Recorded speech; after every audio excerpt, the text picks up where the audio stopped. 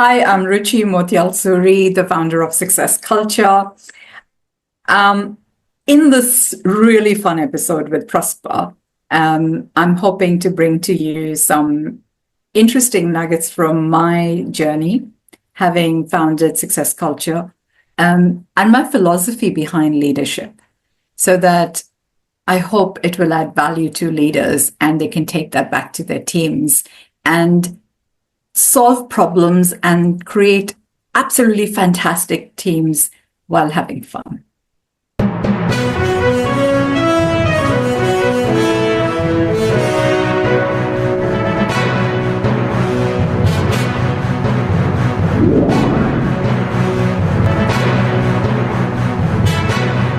Welcome to yet another exciting episode of the Online Prosperity Show, your premier destination for exclusive insights into our guests' journeys and themes. I'm your host, Prosper Taruvinga, and today we've got the pleasure of welcoming Ruchi. Now, Ruchi, how are you doing today?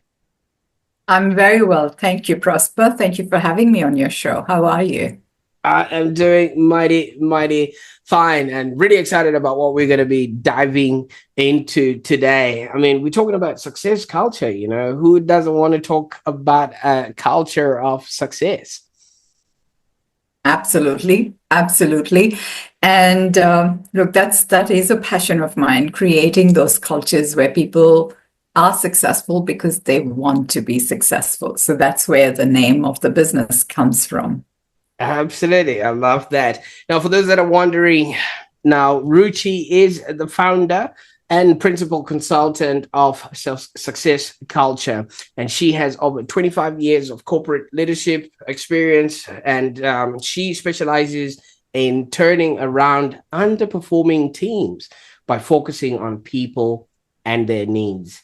And obviously, we're going to be exploring her journey and how she actually ended up in that role. Now, Ruchi, while I was looking you up, I read somewhere that you have a sense of humor that is actually a genetic disorder. And I think you inherited that from your dad, right?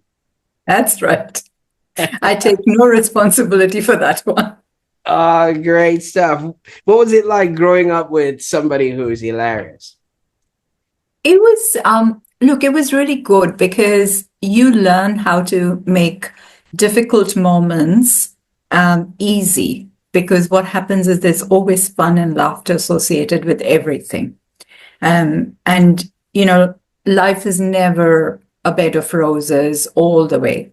You have to learn how to find the thorns and deal with the thorns. And when you can do it with fun, it really teaches you problem solving, because it's not about complaining. It's not about victimizing yourself. It's about saying, oh, okay, there is a problem.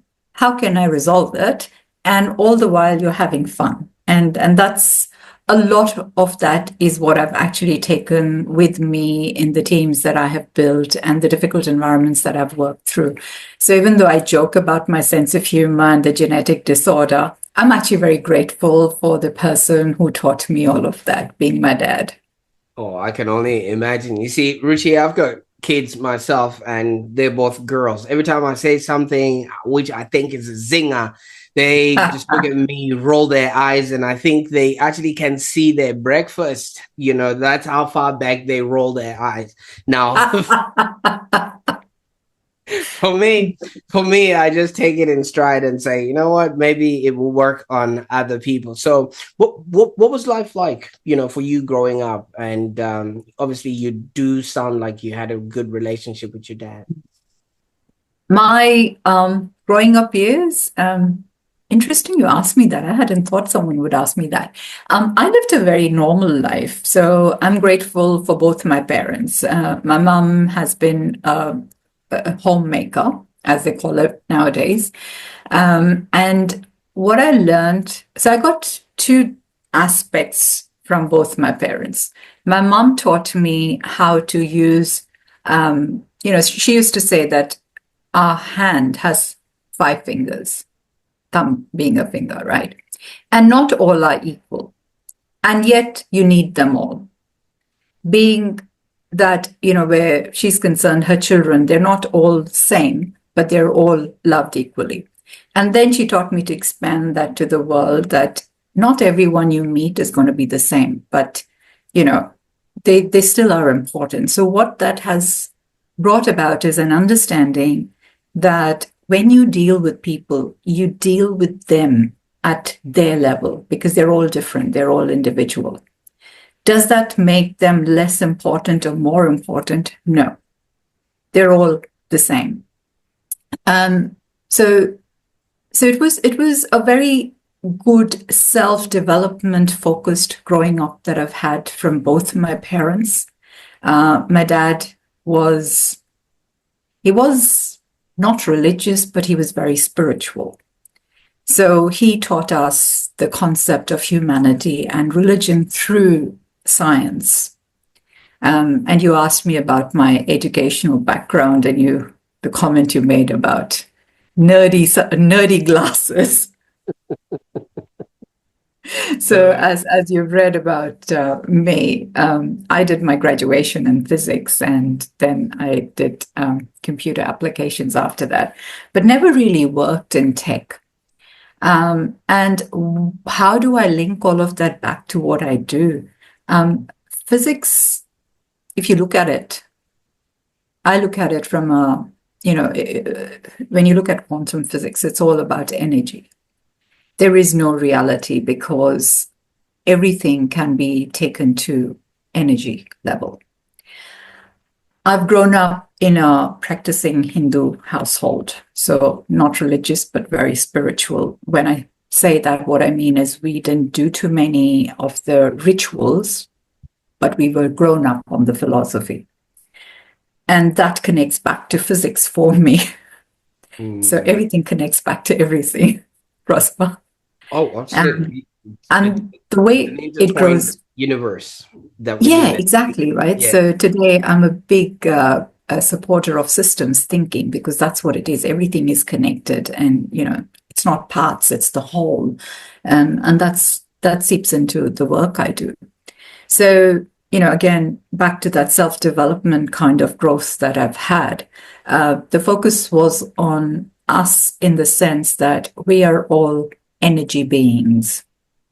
What that means is you're not stuck on something. You can always transform because that's life. That's physics. That's biology. You are transforming. You're continuously evolving. That is the rule of science. And we are all governed by those rules.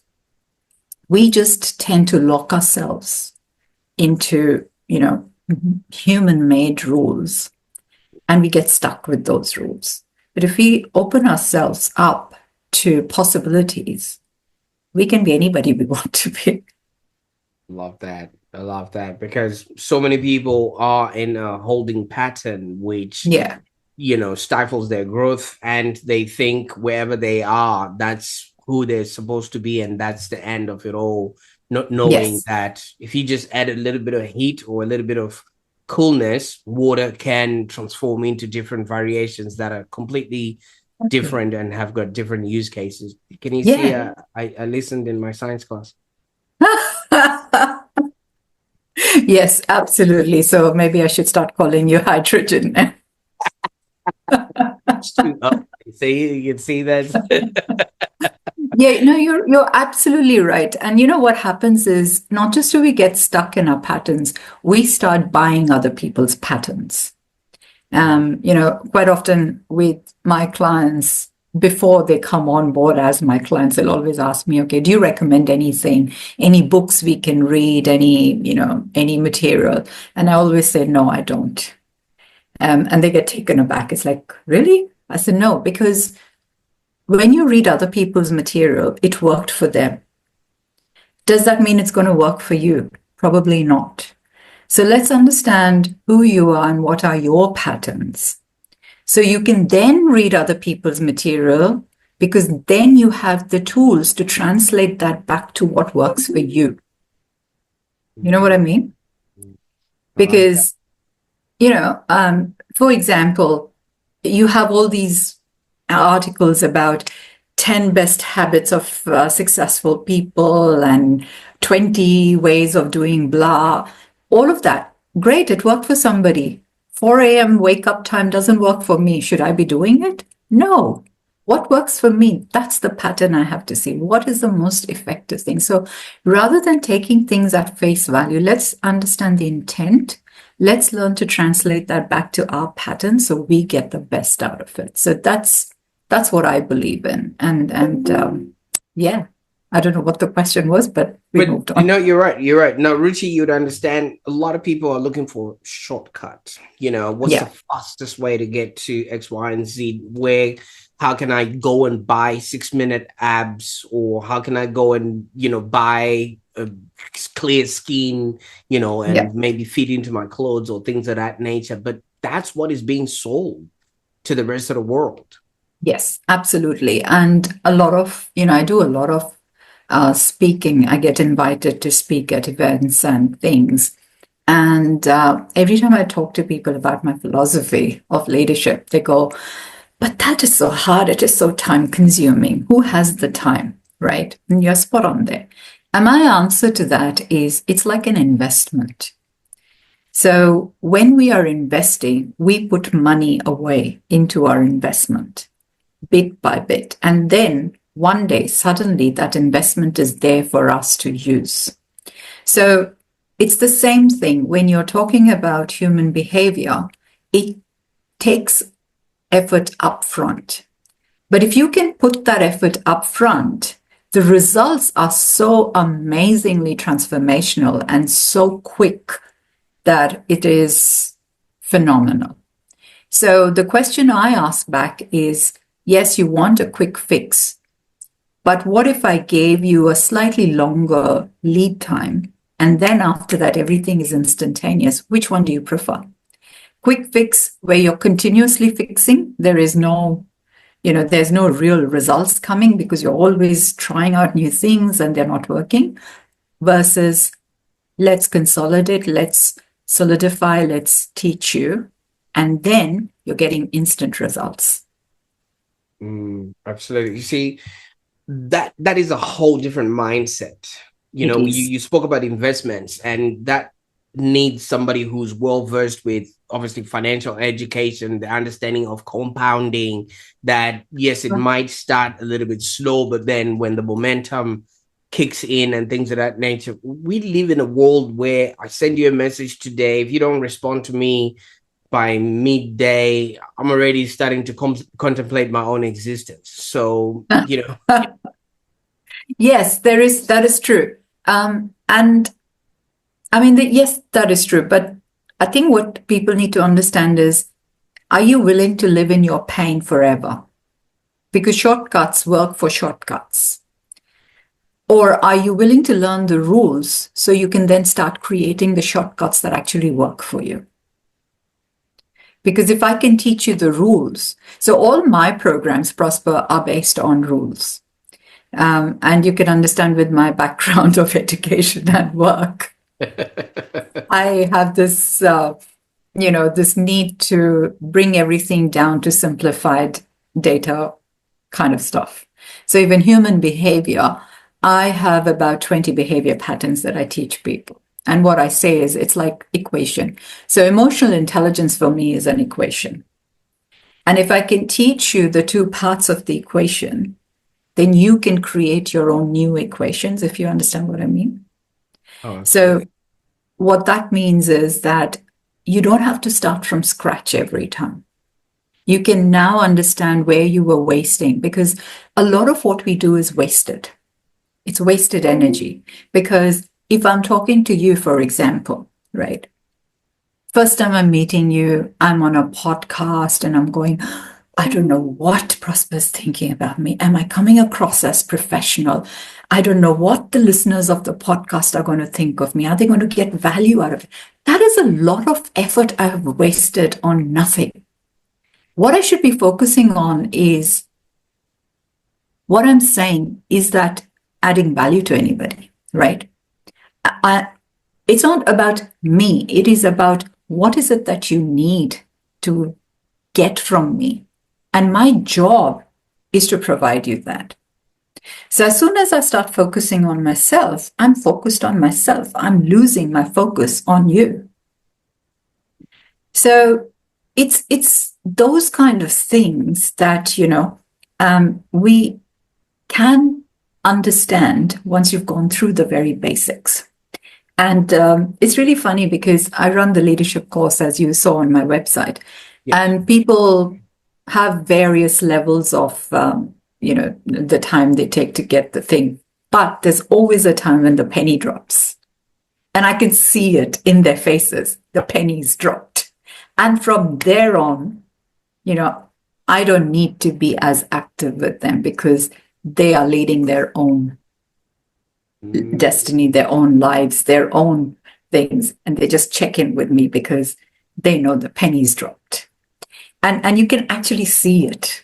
It's amazing, the changes and the transformation.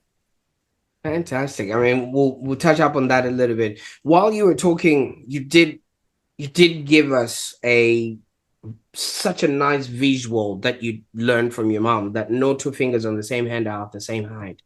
And in a world where everything has to be equal, people have to operate at the same thing at the same rate, there has to be opportunity has to come in and things of that nature, does that not create that sort of imbalance which then causes the suffering that people are actually experiencing at the moment? Absolutely.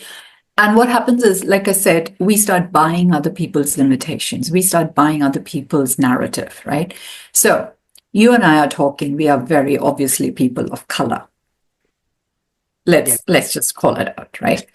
On top of that, I'm a female as well, right? Now, there's two ways I can go. I can go, oh my God, I'm a female of color. Oh my God, the world is really mean to me. Or I can go, okay, actually, everyone I know is different to me, including my sisters. So there is nothing known as uniformity. So should I worry about being a female of color, or should I learn that human behavior is different?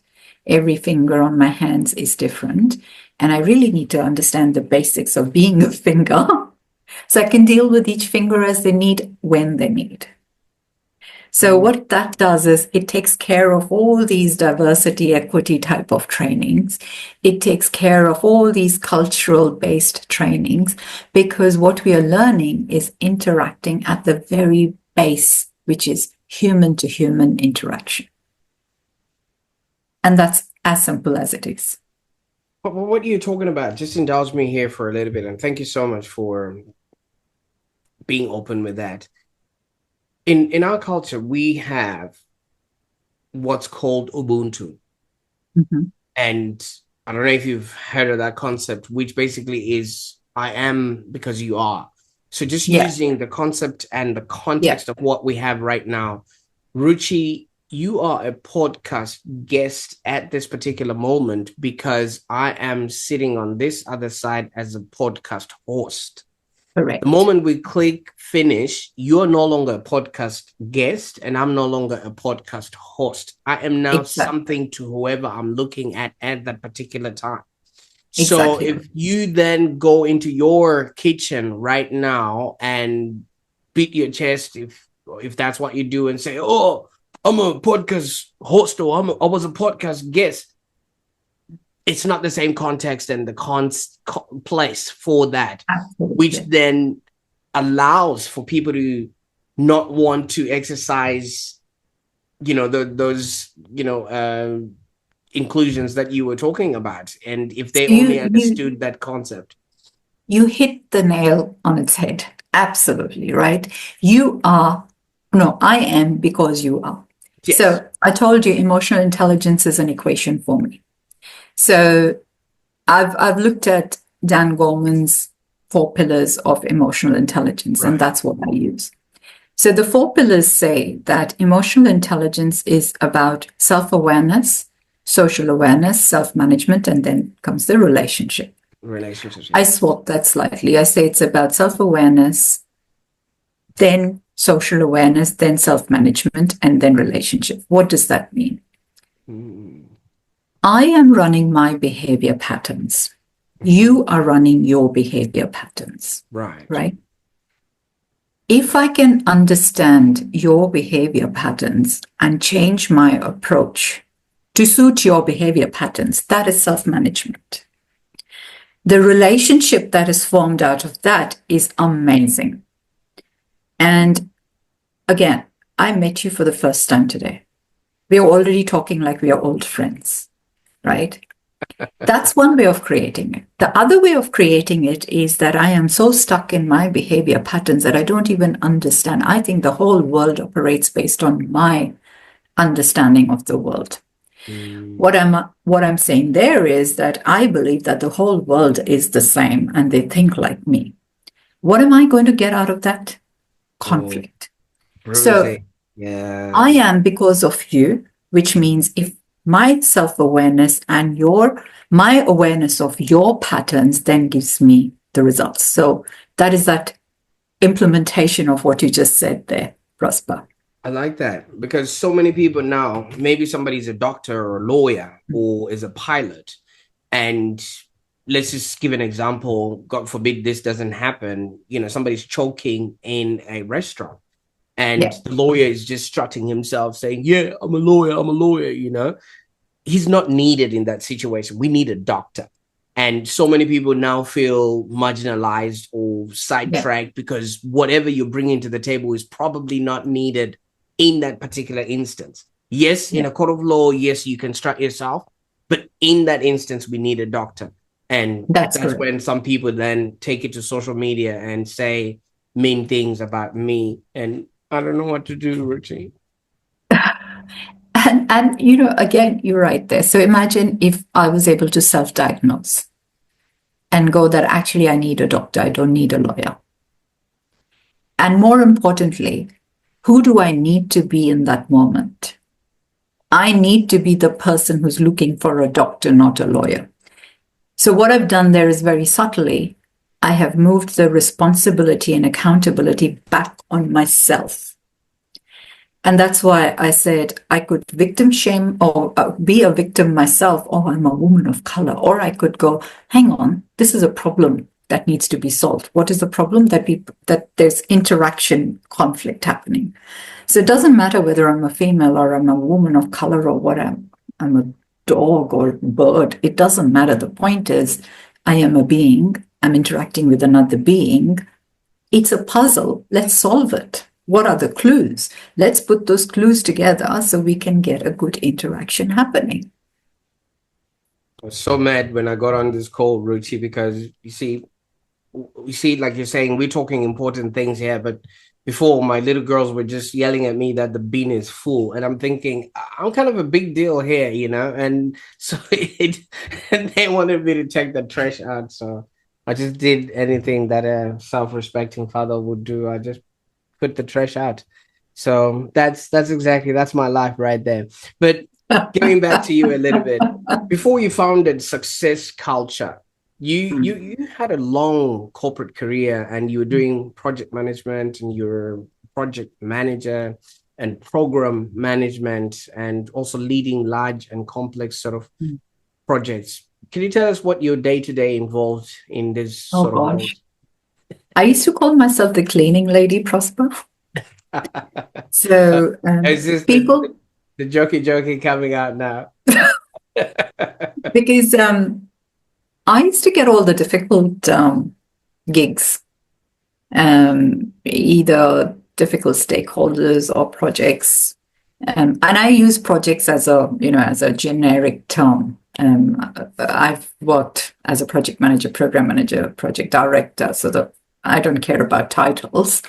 But that whole area, I would get pulled into stuff that wasn't working. So I quite often would come into the middle of it. Then I'd have to turn it around. So with very small budget. So let's say the budget of an initiative was X million dollars. By the time someone would realize that things weren't going the way they needed, let's get the cleaning lady in. The Cleaner. X number of dollars would be a percentage, a fraction. right? So I would have to take that fraction and still deliver everything that needed to be delivered. And that's really where I realized what my skill sets were. And that's the seeds of success culture. What used to happen was you go into an environment like that, and I've worked in very large organizations, and anyone who's dealt with large organizations knows that by the nature of the way it is, there will be politics. Human behavior is such, you put three people together, there'll be politics, and we're talking about large matrixed environments. So it's a political environment, it's a broken project.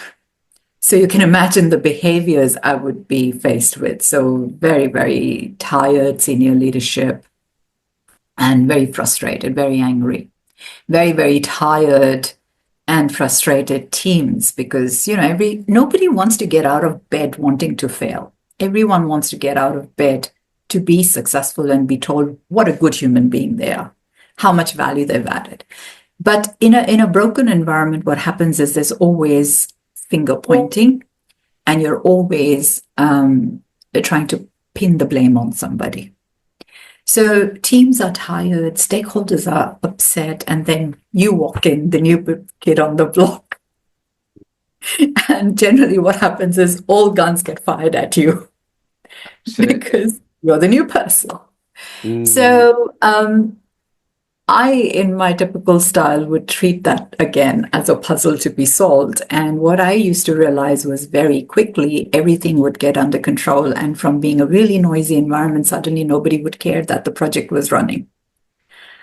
And the trick was, I think now I realize when I look back, it was the way I was managing the people. So that was my point of difference because, project management is a very structured, profession. So it wasn't the structure that was giving me the success. It was my ability to manage people. So that led me to then do a course in life coaching, but more importantly, in neuro-linguistic programming, so NLP. That's where I got the language for what I was doing very intuitively. And once you have a language and you realize that what you're doing is repeatable processes, you can then put a framework together and teach that to other people. So that's what I do now. I teach that. So I know you were expecting a nerdy, techie person, but all of that has led me to realizing that I'm actually a people's person. And what I do really well is get the best out of people. And that's what I teach now to others. And I actually like to spend a lot of time with the small and medium businesses, even though my experience has come out of the large corporates, because I find that the large corporates have deep pockets and they can absorb the waste of processes that have been put in place to manage people. Whereas the small and medium businesses don't have deep pockets. So if we can teach them how to create effective teams with the new buzzword psychological safety, where people can be, they can bring in themselves, you're suddenly opening up a lot of stuff. You're bringing in innovation. Because of the trust-based environment, you can get rid of some of the processes that you would have set up to manage people. So that means you're eliminating waste using the lean terminology. And suddenly, for the same number of people, productivity really goes through the roof.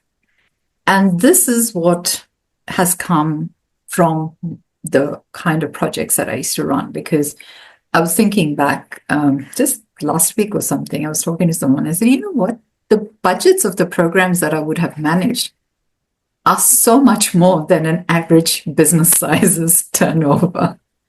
So those are the kind of budgets I've managed.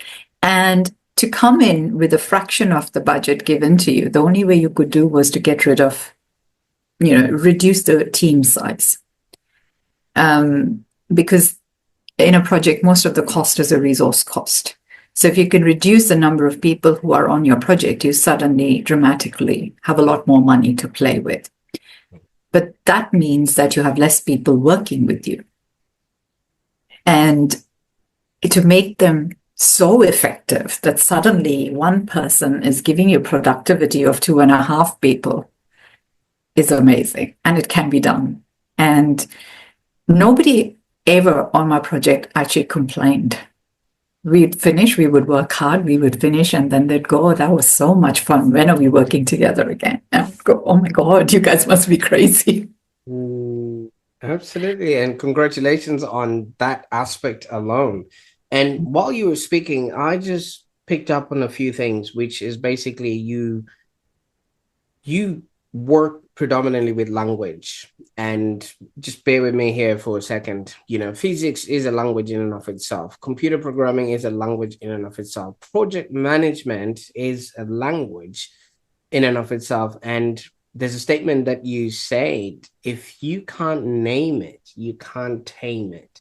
So what that means is if you get into a space, you don't understand the people that you're working with, they're not going to give you the output that you are expecting off of them. And all of it, like you have elaborated, definitely stems from understanding some sort of a pattern. Now, that only comes to people that have learned physics, people that have had dads that have got really good dad jokes on the dinner table, and have had really good nurturing. What is a small to medium business who is only just trying to get things sorted, going to do about learning all those linguistics and everything else that comes along with it, Ruchi? Simple. Sign me up. I'll teach them. That's what I do. All right. Okay. So all of that gets packaged as my programs for people. And they can come work with me at an individual level. I do teamwork as well. I do consulting work. And by consulting work, I mean I will teach them and then hold their hands to make sure it gets implemented. So there's so many ways they can come and, get all of that information in a package called the Ruchi Success Culture Package. Now, you've got one of your programs. It's called Impactful Leaders Program, and it aims to create everyday leaders. Maybe you can walk us through what are some of the key qualities that you believe are essential for somebody to maybe learn and actually become an impactful leader in today's business environment. You know what I'm going to say? I'm going to say everything can be taught. Now, let's start with what is a leader, okay? Because the other day somebody asked me, so if someone says they're not a leader, could they come and do your course? I said, actually, those are the perfect people to come and do my course. Because people quite often confuse leadership with management. Leadership is not management. Management is managing a group of people. Leadership is leading a group of people. My definition of leadership is a leader is somebody who inspires others to take action. So it's not about managing people. It's not about any of that. It's about inspiring others to take action. And so what that really means is the world is your oyster. And that's why we talk about political leaders. We talk about world leaders. I don't know if people actually realize everybody who's influenced you has been your leader. And I always tell people, the subject that you probably loved the most at school, if you think back, the chances are that your teacher was your favorite teacher. So that means the teacher inspired you, and that's why you loved that, right? So leadership is about inspiring others to do what they need to do. And when you look at it from a business sense of the word, how wonderful would it be if I could inspire others to do what I need them to do? I mean, right? Honestly, yeah. And you know what I like about that is some people can inspire you to want more, be more, and have more. And also, some people might have inspired you in the wrong way. I think you spoke earlier about having that self-management of having to understand now yourself and which direction you want to go, and then choose the pattern that actually works perfectly for you. But that comes from a place of, one, empathy with yourself, and also empathy of wanting to understand other people before you can make a decision whether to work with them. So you talk a lot about that. How does empathy impact business results, and why do you believe it's crucial for effective leadership? Empathy is about understanding the other person's approach and point of view. I don't like to use the typical example of emotional intelligence being standing in someone else's shoes. It's not about that. Empathy is not about standing in other people's shoes. Empathy is about staying in your shoes and then working out how their shoes feel. That's emotional intelligence, empathy, whichever way you look at it, right? Now, you're right. People could take it the wrong way, but I always tell people there is no right or wrong. Because if you look at, through the generations, patterns change, fads change, right becomes wrong, wrong becomes right. So what is my test of right or wrong? I shouldn't hurt anybody. That's my simple the test. Now, when I say I shouldn't hurt anybody, I include myself.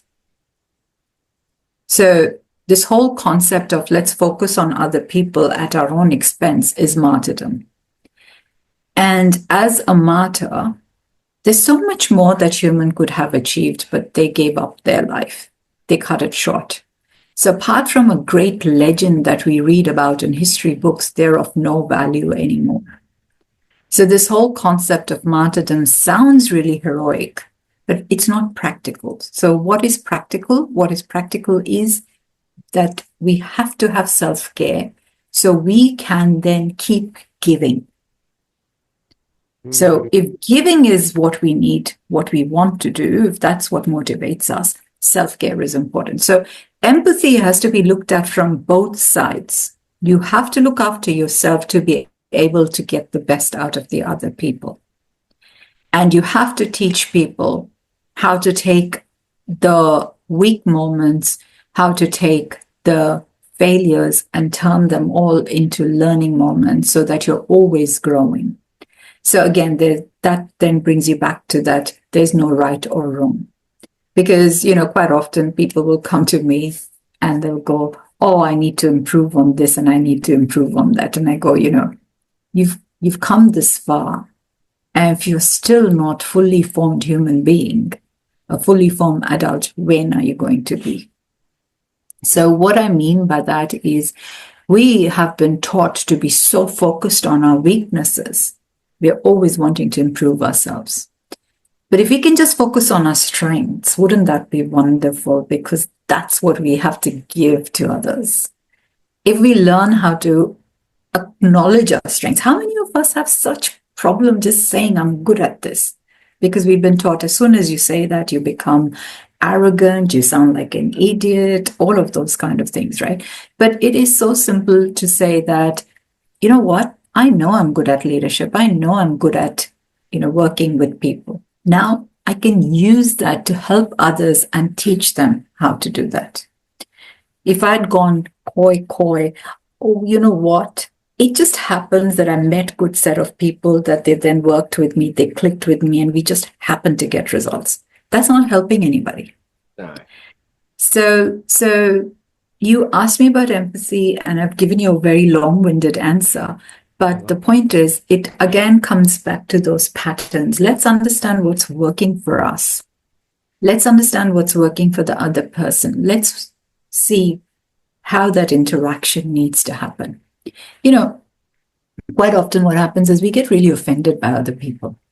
But when you dig deep, you realize the reason I got offended was because they said something which actually triggered something in me. So an analogy I take is when you have a wound, right?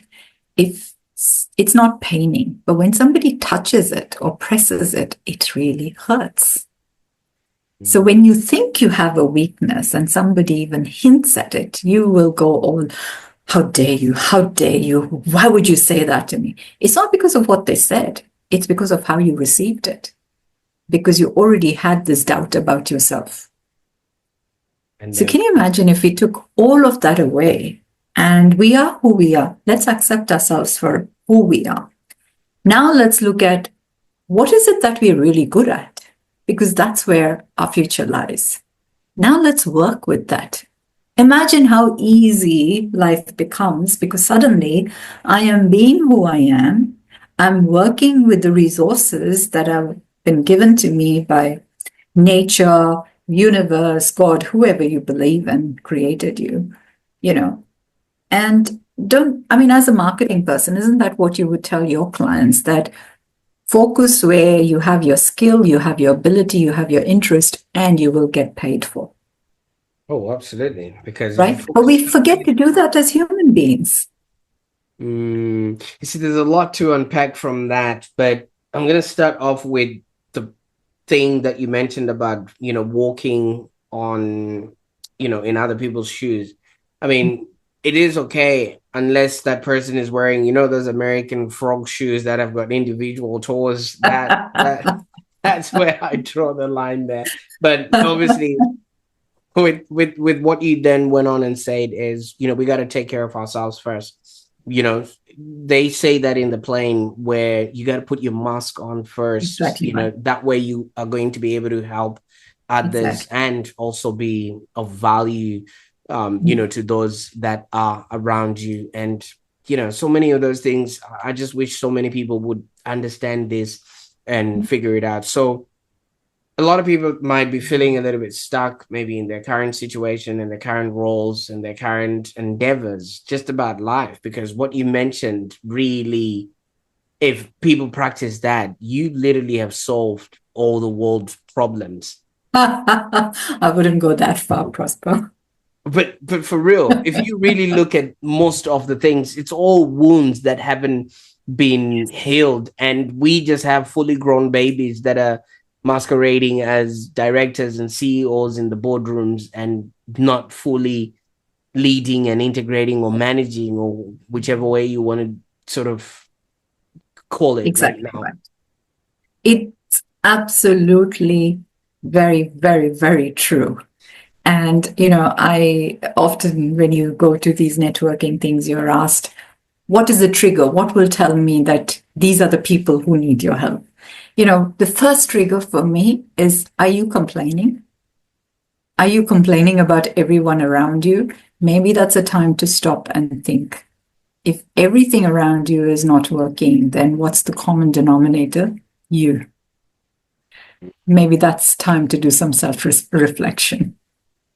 When you're pointing at something or some three of the fingers are pointing at yourself. But when you look at your programs, Ruchi, they focus on embedding rather than introducing.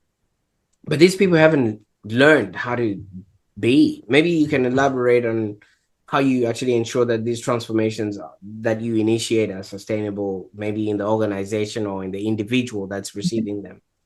Such a good question, Prosper. So like I said, I teach people the patterns, the very, very foundational stuff. And what I tell people is that, you can't take rule books with you under your arm wherever you go. So if you're in a situation and you have to bring out your manual so you can see the rules and then apply them, then that's not sustainable. So what I do is I actually create the muscle for them. So that's why I say all my programs are transformational. Now, some will get a stronger muscle, some will get not as strong, some will get a really strong muscle. That's up to that other person.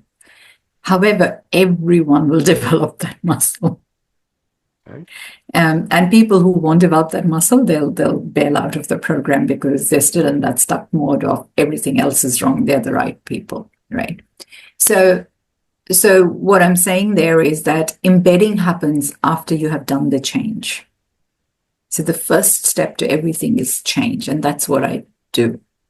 I will bring that mindset shift, and because it's a mindset shift, it is sustained. It's not something that you have to come back and then refill or refuel on. It's yours. No one's going to take it away from you. It's transformational. You've transformed. Absolutely. You kind of see it and you kind of do it. Now, for those that are interested in your Impactful Leaders program, what can they expect and how can they maybe get started? Great question again. What they can expect is lots of difficult questions. So the program is a 6-month program. And the way I've laid it out is the first 3 months is what I call the foundation, and then the rest is mix and match. So the first 3 months, I teach people the patterns. So we go through behavioral patterns. So that's the first module, which is mastery in emotional intelligence. And I talk about behavior patterns. The second one is about communication. And communication is not language. Communication is about what I'm communicating to you, but more importantly, what you are understanding from me. And that is a combination of what I'm saying in terms of words, my body language, but more importantly, how your brain is wired. So that's where that social awareness part comes in. And then the third module is about language. So I remember once I was doing a webinar and I asked the group, so what do you think is influential language? And they said, oh, using the right terminology, great grammar, and very high quality English. So I was like, come and work with me, and all of that is going to go in the bin because some of the language I will teach you is very clunky. But it is clunky because it is created to get results. And it is based on, again, human behavior patterns. So the first module, emotional intelligence, second module, nonverbal communication. Those are the 2 modules that are based for you to understand how to use language to get results. So those are the 3 foundational pieces of the course. And then from there on, the modules are about getting impactful relationships, about being a good team leader and getting the best out of your team. And the last module is called brand, understanding your brand. And what that is people always think brand is about the look and feel. I need to look swish. I need good photographs. Actually, the brand is the impact that you leave behind on people. That is your brand. What is the impact? How are people going to remember you? That is your brand. And brand should always be authentic. Because as soon as, especially in today's world, as soon as I don something else on myself to create a swish-looking brand that I think is what's wanted, the authenticity is missing and people will see through it. So brand is the impact you leave behind, but you cannot leave an impact behind if you're not aware of yourself, are you? You cannot leave an impact behind if you're not aware of your strengths. So the whole structure is created in a way, that whole course is created in a way that through self-discovery, you learn how to deal with people. And the way I run that course, Prosper, is very small groups, 5 to 7 people, generally 5 people is preferred. And we have structured content, which is video content with handouts, but we do group coaching calls weekly. And the biggest barrier I find is not the price, it's the time that people think they have to spend, because 1.5 hours every week they have to be on a call with me and 4 other people. So when I tell that to people, they go, oh my God, that's a lot of time. But once they start the course after the first month, they go, oh, we really look forward to this time. So suddenly they've forgotten that barrier and they really get embedded into it. That's where we do the group coaching kind of sessions. And that's why it is, even though it's a group course, it's actually very tailored. You get what you want out of it. So every individual will get exactly what they want. Some people come because they're looking for a promotion. Some people come because they've got difficult teams. I've also had some people because they were struggling with their children. Because if you look at it, you as a family person are the CEO of your family unit. So it is still a work environment. And your children and your spouses and any other family member are your team members. So the rules of human behavior don't change. We just change the scenarios. So Absolutely. Look at that's this.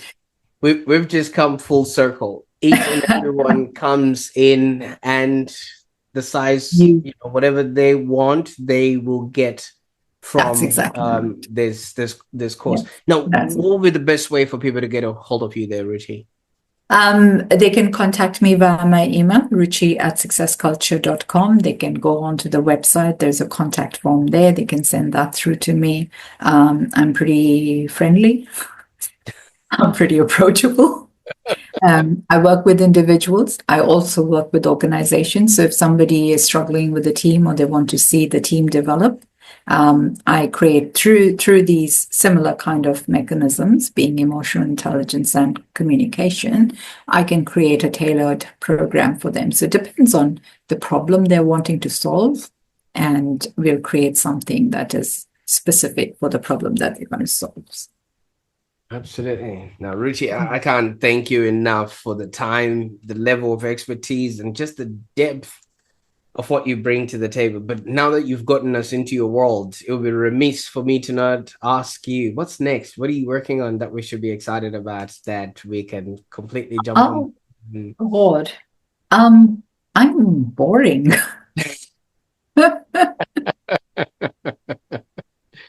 I mean, I so passionately love what I do, Prosper.